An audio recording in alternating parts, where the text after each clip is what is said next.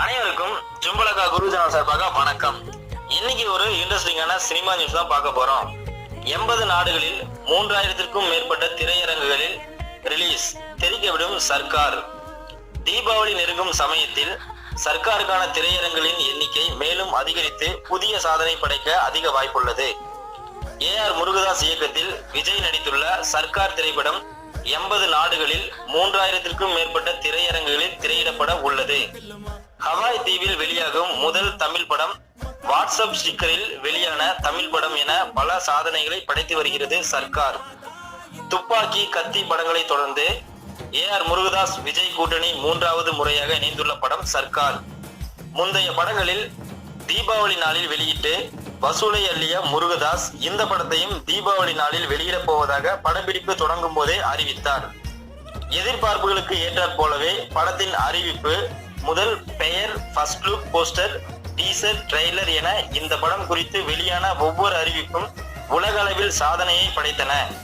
இந்த சூழலில்தான் சர்க்கார் படத்தின் கதை தன்னுடையது என நீதிமன்றத்தை நாடினார் வருண் ராஜேந்திரன்.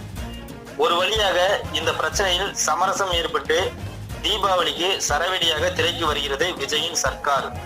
வழக்கமாக தீபாவளி ரேஸில் பல படங்கள் இருக்கும் என்ற சூழல் மாறி இம்முறை சர்க்கார் மட்டுமே திரையரங்குகளில் தனது ஆக்கிரமிப்பை செலுத்த உள்ளது.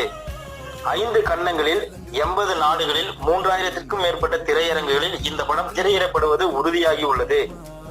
இதன் காரணமாக விஜய் ஆண்டனியின் திமிரு புடிச்சவன் படம் வெளியாகும் தேதி மாற்றப்பட்டுள்ளது. ஆந்திரா, கேரளா என வெளி மாநிலங்களிலும் தமிழ் படங்கள் அதிகமாக திரையிடப்படாத போலந்து, மெக்சிகோ, பிலிப்பைன்ஸ், ஹவாய் தீவு போன்ற வெளிநாடுகளில் அதிக திரையரங்களில் வெளியாகும் தமிழ் படம் என்ற சாதனையை வசமாக்க சர்க்கார் காத்திருக்கிறது. ஹவாய் தீவில் வெளியாகும் முதல் தமிழ் படம் சர்க்கார் என்பது குறிப்பிடத்தக்கது.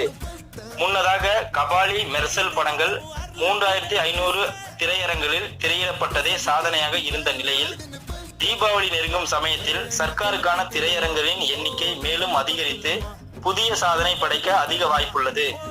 பில்லா பாண்டி என்ற ஒரே ஒரு படம் மட்டுமே சர்க்காருடன் தீபாவளி என்று போட்டியிட உள்ளது. விஜயின் திரை வாழ்க்கையில் அதிக வசூலை குவித்த படம் என்றால் அது கடந்த தீபாவளிக்கு வெளியான மெர்சல் தான். ஆனால் சர்க்கார் படமோ ரிலீஸுக்கு முன்பாகவே 200 கோடி ரூபாய்க்கு வியாபாரம் ஆகியுள்ளது. விஜய் நடிக்கும் முழு நீள அரசியல் படமான இது அவரது சினிமா பயணத்தின் புதிய மைல்கல்லாக அமையும் என்பதே ரசிகர்களின் எதிர்பார்ப்பாக உள்ளது. இந்த தகவல் உங்களுக்கு பிடிச்சிருந்தா சப்ஸ்கிரைப் பண்ணுங்க. இது வரைக்கும் சப்ஸ்கிரைப் பண்ணாதவங்க கீழே இருக்கிற ரெட் கலர் பட்டன் அழுத்தி சப்ஸ்கிரைப் பண்ணுங்க. நன்றி, வணக்கம்.